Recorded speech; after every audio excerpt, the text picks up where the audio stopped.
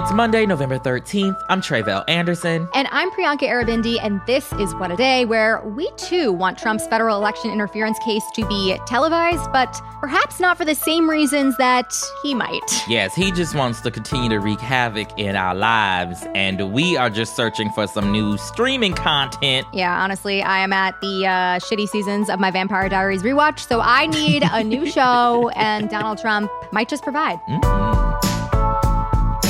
On today's show, the second largest hospital in Gaza City has run out of fuel. Plus, we are now less than a week away from a potential government shutdown. But first, the movement to stop Cop City continues. Of course, I'm talking about the proposed 85-acre, $90 million complex being built in the South River Forest area of Atlanta that will serve as a training center for the Atlanta police and fire departments. Local organizers have been opposing this facility since it was announced a couple years ago. And this past weekend, they came together for a multi-day collective action that culminates today with a mass nonviolent direct action. Their goal is to interrupt construction on the complex because the city government refuses to do so, and they're calling it, quote, a people's stop work order. Yes, okay, this has been ongoing for some time. We've covered various stages of this issue on the show before, but can you refresh our memory a little bit? How did we get here? Yeah, so the TLDR of it all, in the aftermath of 2020, the summer of racial reckoning, as we call it now, Atlanta actually decided to invest more into policing, not less.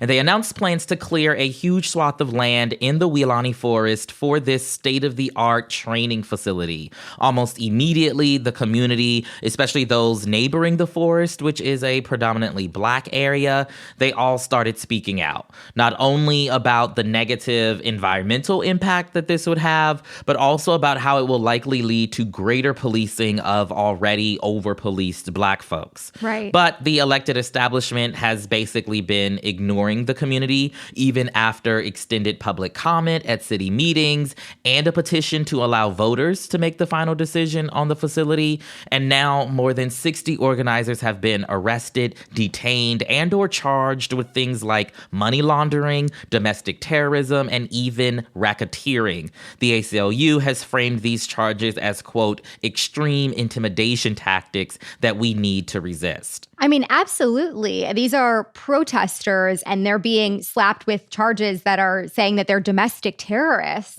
So it is such an outsized punishment. It really does not align at all with what is going on here, and is, I think, the part of this conversation. There are so many that have captured our attention, but that one is so particularly glaring. Absolutely. And so I wanted to check back in on the Stop Cop City movement to see how the resistance is going. Ahead of today's action, I spoke with Kamau Franklin. He is the founder of Community Movement Builders. They're a grassroots organization in Southwest Atlanta that is part of a collective of organizations working to stop and block Cop City. And I started by asking him about what he and his fellow organizers are hoping to accomplish with today's demonstration. The action is called Block Cop City. It's actually put together by a large contingent of organizers who've been working against Cop City since its inception. The idea is to try to go out and to surround the facility in which Cop City is scheduled to be built on, to show that there is still resistance to the idea of having this facility built, to engage in direct action and civil disobedience, and to really just try to make sure that people understand that this has been a facility that we've been opposed to for 2.5 years. We've gotten large amounts of people, critical mass of people. In fact, sometimes the majority of Atlantans have come out in different ways and said that they're against this facility being built. And this is a continuation of the struggle to show and to demonstrate that we are opposed to this militarized police center being built, and we will do different tactics and strategies to make sure that it's never built here in Atlanta. Yeah, we've talked on the show before about the concerns that the Atlanta community has regarding this $90 million police training complex. There's kind of the environmental impact that it will have on the city's South River Forest. There's the threat of increased policing in a predominantly Black neighborhood. I want to ask you, though, as a resident yourself, what do you see as at stake for you and your neighbors if facilities like Cop City continue to get built in your local community? What this is the continuation and the furthering of the militarization of police to do two things. To one, continue to over-police the Black community here in Atlanta, which likes to consider itself the Black Mecca, but which has gone from a population of over 60% Black to one that's less than 50% Black. But yet Black folks represent 90% of those arrested in and around Atlanta. We think this will be a further way in which the militarization of police continue to over-police our communities. And secondly, the idea of Cop City, or the dusting off, I should say, of the idea of Cop City happened after the 2020 uprisings. And so after people were out in the streets calling for the abolition of police, calling for the defunding of police, calling for alternatives to incarceration or alternatives to policing, instead Atlanta decided to double down and to create a training center which says itself that is of military grade, that it will be paramilitary. And we think that this facility will be used to stop the movement against police violence. And again, instead of responding to police violence, it is going to be used to increase the amount of police violence, and in particular to stop movements and organizations and organizers. Yeah, I sort of kind of consider Atlanta to be like a second home. That's where I went to Morehouse for undergrad. And I myself can think of so many other things that Atlanta can be investing this $90 million into. But for you, what comes to mind? What else should Atlanta be putting this money that apparently is available into? Atlanta is going through a gentrification crisis. Almost all the new housing built in Atlanta has been classified as luxury housing. The city of Atlanta hasn't built new housing in approximately 10 to 20 years. They destroyed all of the public housing in Atlanta during the Olympics. They gave homeless people one-way bus tickets out of Atlanta. They enacted a voucher program where landlords did not have to accept the vouchers. And so this money could be going into affordable housing. It could be going into non-market housing, land trusts. It could be going to ways that save working class and poor Black communities, as opposed to pushing them out and using the police as a way to push them out. And so we think that is the first place that money should go into. Others are like alternatives to the type of policing that we see happening in our communities. So having alternatives in which people who don't have guns, who don't have mace, can either write tickets, or other folks can deal with folks who are having mental issues or homeless folks, so that we have some buffer between the violence that the police bring to our communities, where we don't have to have our communities be engaged with those folks, but be engaged with people who are looking to help solve issues, as opposed to looking to jail and arrest people. So we think there's many places that the city can spend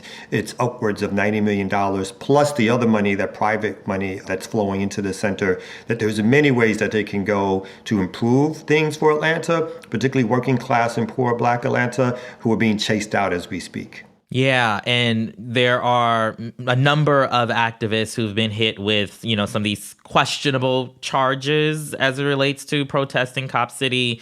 There's domestic terrorism charges. There's now racketeering charges. We've covered those on the show before. Georgia District Attorney Chris Carr has even characterized these folks as quote unquote militant anarchists. Can you tell us a little bit about the dozens of folks who have been arrested and detained trying to protest the building of Cop City? Well, we should state that since the inception of the protest against Cop City, they've been arrested. And at the very beginning of those protests back in 2021, those arrests were usually the kind of arrests that we as organizers or activists can expect. They were arrests for resisting arrest or disorderly conduct, but they were the kind, at least on the level of things that we expected, things that we would fight, but things that we would expect. Because of the success of the protests and the growing nature of them, and the fact that even after the city of Atlanta had passed its resolution to sign the lease, but the protests kept going, basically a task force of the Atlanta Police, the DeKalb County Police, the county where the facility is to be built, the Georgia Bureau of Investigation, the Federal Bureau of Investigation, and Homeland Security entered into a task force where they began to speak about bringing terrorist charges to organizers and activists, basically to stop the movement against Cop City. And so what they've done is targeted in particular organizers and activists at first who were in the forest. And in December, they arrested 11 people in the forest who were doing no more than staying in encampments, in tents, in tree huts. And then in January, they murdered the organizer Tuategita as they sat in their tent and arrested another 11 people. And then later on that month, they arrested another 11 to 12 people. And then doing a huge demonstration or music concert, they used that opportunity to arrest another 23 people, giving us over 60 people with domestic terrorism charges. And then they laid on top of that the RICO charges that we see now. The folks who've been arrested have been targeted in a sense that we have people who, let's say, during the music concert, who were stopped, let's say 20 people were stopped, their IDs were checked. If they had Georgia IDs, they were let go. If they had out-of-state IDs, they were arrested and charged with domestic terrorism and then later with the RICO charges. So what we see the state and city doing, the right-wing governor and the so-called liberal Democrat combining forces to charge out-of-state people to criminalize the movement, but to make it seem like it's an outsider movement, as opposed to the core of this movement, which has been people who live, work in and around Atlanta since the very beginning. Mm-hmm. So these charges are not about any criminality, but they are about criminalizing a movement and scaring people from participating in the movement to stop Cop City.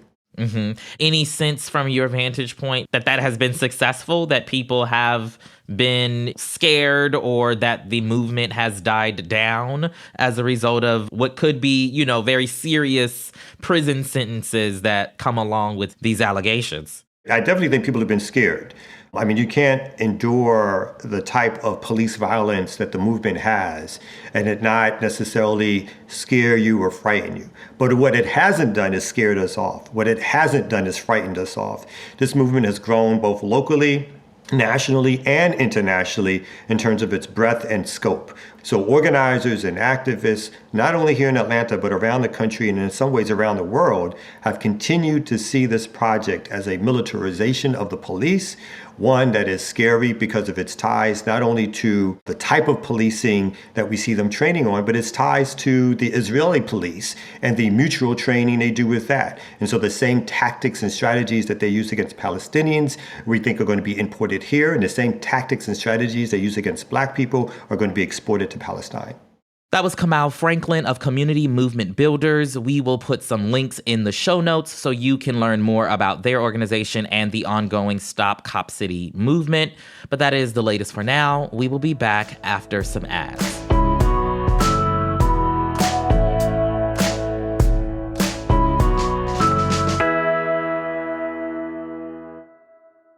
What a Day is brought to you by Hinge. Hinge is the dating app designed to be deleted, and it's for everybody.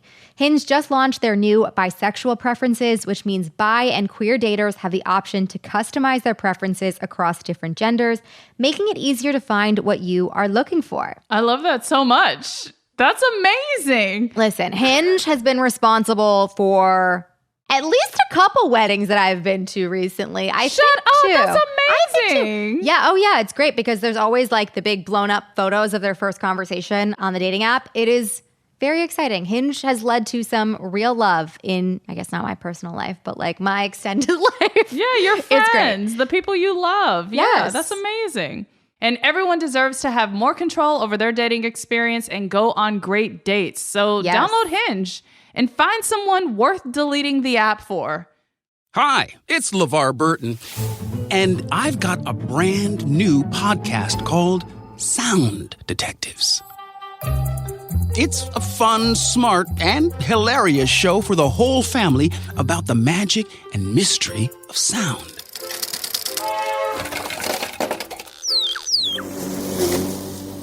Did you hear that? In this world, sounds like these have gone mysteriously missing. We've got our detective. Hunch is the name, and you can call me Detective Hunch. And we've got his new sidekick, Audie the Ear. It's me, Audie. I'm an ear. Join the Sound Detectives as they travel the globe track down missing sounds, and find the nefarious sound swindler. Okay, I admit it, our detectives will make some wrong guesses along the way. Like a tiny dinosaur, kind of walking and moving its head forward, making a And it reminds me of something. When you have too many beans.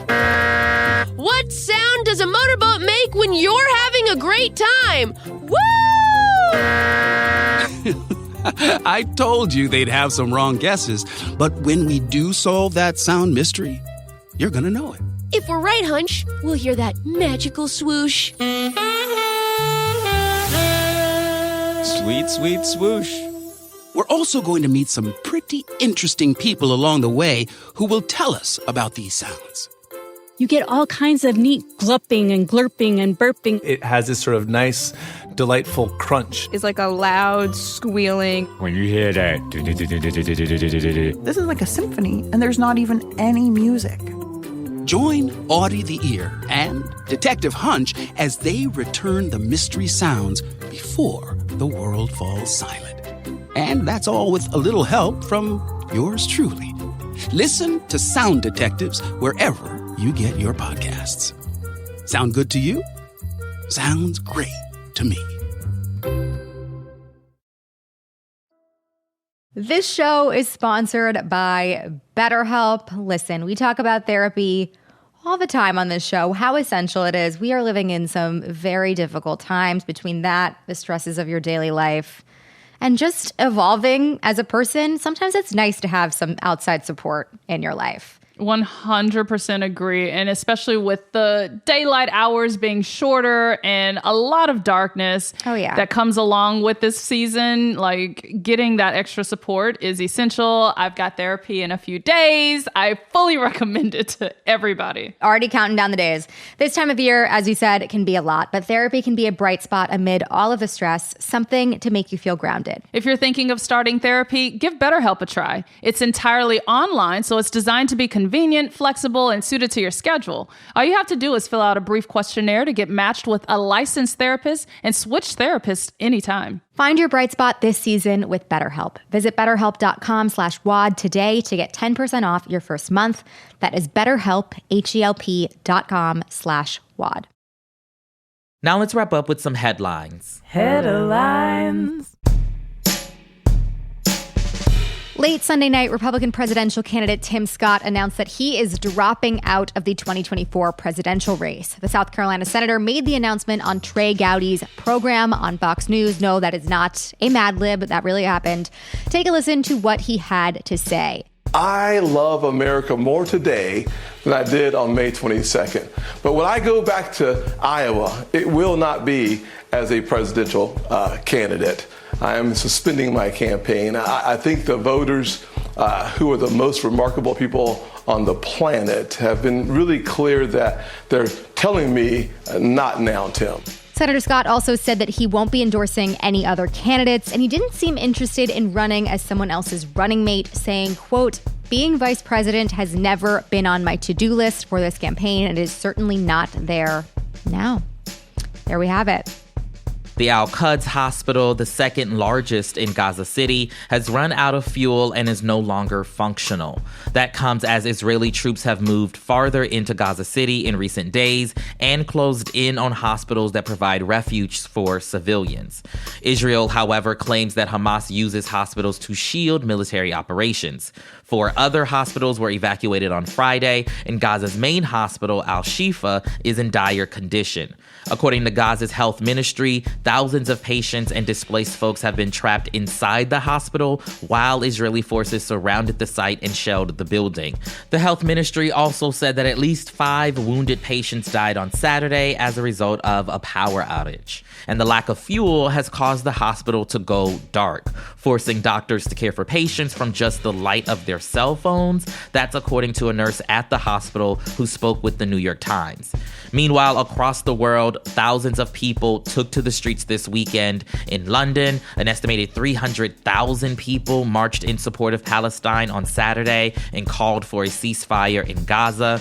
Over in France, more than 180,000 people across the country took to the streets to protest against the rise of anti-Semitism. And in Tel Aviv, thousands took part in a protest calling on Israel to prioritize the return of hostages. More than 200 hostages remain held in Gaza. Hamas has released 4 hostages, and the Israeli military has rescued 1 more. Yeah, I think it is really telling and interesting to see all the various things that people are in the streets and demonstrating over, because it's not just, there's one aspect. There is, of course, what is going on in Gaza. There's also, the ensuing hatred that has been spawned since this conflict has started, which is another big thing to be upset and not okay with. And there's the hostage issue and what Israel is doing to prioritize bringing them home. Like, so many different facets that continues, I feel, to blow my mind about this conflict. We are now less than a week away from a potential government shutdown, lest you forgot about that amid the chaos of the rest of the world. No, we are chaotic right here at home, too. Newly elected House Speaker Mike Johnson told Republican lawmakers on a conference call this weekend that he is moving forward with a 2-step government funding plan. The first bill would extend funding for some federal agencies until January 19th and continue funding for others until February 2nd. If that sounds kind of weird to you, you would not be wrong. That is very unusual for a stopgap spending bill. Lawmakers typically extend funding until a certain date for everything. Johnson's bill would exclude funding requested by President Biden for Israel, Ukraine, and the U.S. border with Mexico. And naturally, the Biden administration is not too happy with this bill. In a statement on Saturday, the White House said, quote, House Republicans are wasting precious time with an unserious proposal that has been panned by members of both parties. Gotta love this continued use of unserious. It is in the lexicon now. I am into it too. The House is expected to vote as early as tomorrow, giving members 72 hours to read the text of the bill. Best of luck with that. That's not a lot of time, but I also don't think that many of our elected officials be reading the bills they be voting on anyway. No. So. No. Yikes. That's for the staffers. So sorry. They don't do that. Right. And over in New York, the FBI seized at least 2 cell phones and an iPad from New York City Mayor Eric Adams early last week as part of a campaign contribution investigation. The mayor's lawyer said the seizure happened last Monday when FBI agents approached Adams after a public event in Manhattan. Adams complied with the request and, according to his lawyer, has not been accused of any wrongdoing. This comes after FBI agents raided the home of the mayor's top fundraiser, Brianna Suggs, just a week prior. Prosecutors have not publicly disclosed details of the investigation, but according to the New York Times, which cites a search warrant, authorities are looking into whether Adams's 2021 mayoral campaign conspired with the Turkish government to channel foreign donations into his campaign using straw donors. I'm sorry. That is so off the wall. What in the world is going on? The plot with twist Eric Adams we did not expect. Absolutely. No. As a reminder, in September, Adams's former city buildings commissioner, Eric Ulrich, was indicted on 16 felony charges, including counts of bribery. And back in July, 6 people were indicted in an alleged straw donor scheme that funneled thousands of dollars to Adams's campaign. Yeah, Eric Adams said, take whatever you want, just not my membership to Zero Bond. And honestly, he might get his wish. We'll see. We'll find out. And finally, the 2024 Grammy nominations are here, and the girls are running the show. SZA leads the list of nominees, as she should, with 9 nominations, including the major categories of Song of the Year, Record of the Year, and Album of the Year. Taylor Swift's album Midnight, Olivia Rodrigo's Guts, and Boy Genius's The Record also took top spots. The Barbie soundtrack has a total of 11 nominations across 7 categories. But there have been some notable snubs, too. That includes Colombian artist Karol G, who somehow dodged an Album of the Year nomination, and Doja Cat, whose #1 hit, Paint the Town Red, didn't receive a Record of the Year nod. The 66th Grammys will take place on February 4th, where prizes will be handed out in 94 categories, which is the most that they've given out in 13 years. I am just glad that Victoria Monet, with her fabulous song On My Mama, On My Hood, I Look Fly, I Look Good, got the couple Grammy nominations. She's super deserving, and we love to see it. Yes, lots to be excited about, lots to look forward to. Cannot wait to see what the Swifties read into, the most awards given out in 13 years. The theories, I'm sure, will be all over TikTok in a matter of minutes. You're right. And those are the headlines. One more thing before we go. Starting to get dizzy from the polar coaster or nauseous from watching the 2024 Republican primary? Listen, me too. Good news. You've got something better to do. Join the Vote Save America community for all the tools you need to take action in this presidential election cycle, from volunteer opportunities to making sure you're registered to vote. At Vote Save America, being an engaged citizen doesn't start next year. It starts right now. Head to votesaveamerica.com/no-off-years to find out how you can get involved today.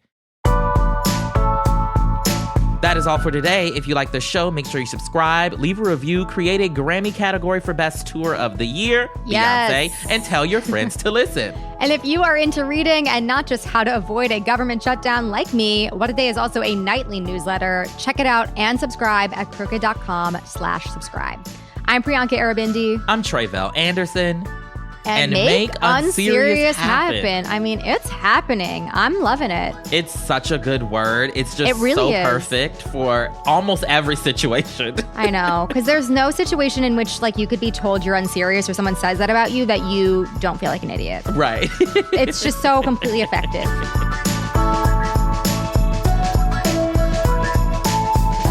What a Day is a production of Crooked Media. It's recorded and mixed by Bill Lance. Our show's producer is Itzy Quintanilla. Raven Yamamoto and Natalie Bettendorf are our associate producers. And our showrunner is Leo Duran.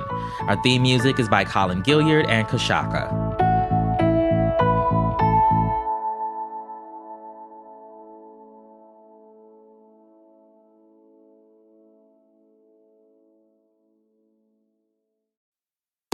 Hey, this is Jeff Lewis from Radio Andy. Live and uncensored, catch me talking with my friends about my latest obsessions, relationship issues, and bodily ailments. With that kind of drama that seems to follow me, you never know what's going to happen. You can listen to Jeff Lewis live at home or anywhere you are. Download the SiriusXM app for over 425 channels of ad-free music, sports, entertainment, and more. Subscribe now and get 3 months free. Offer details apply. Meiomi is a big, full-flavored wine, perfect for the moments in life when we're living most fully. Meiomi uses the best that coastal California has to offer, creating Pinot Noir, Cabernet Sauvignon, Chardonnay, Red Blend, and Meiomi Bright, a lower-alcohol Pinot Noir. Full flavor, fully captivating. Discover Meiomi's unrivaled taste at shopmeiomi.com. That's shop, MEIOMI.com to find our wines at a store near you. Meiomi, to the fullest. Please enjoy responsibly. Meiomi Wines of Campo, California.